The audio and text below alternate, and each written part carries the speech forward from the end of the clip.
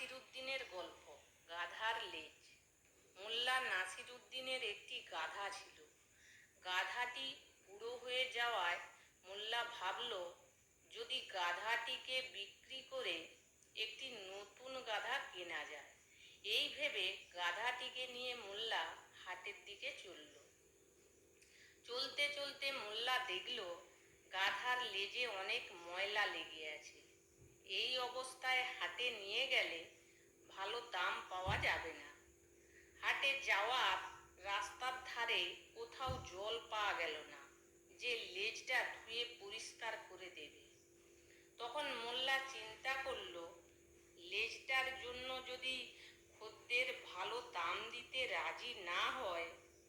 এই ভেবে মোল্লা ছুরি দিয়ে লেজটি কেটে ব্যাগে ভরে রাখল।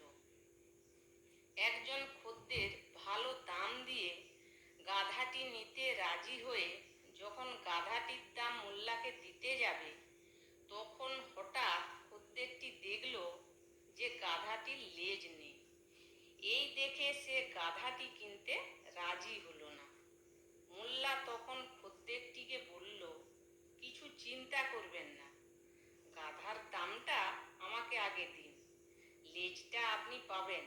এই দেখুন, লেজটা আমার ব্যাগের মধ্যেই আছে।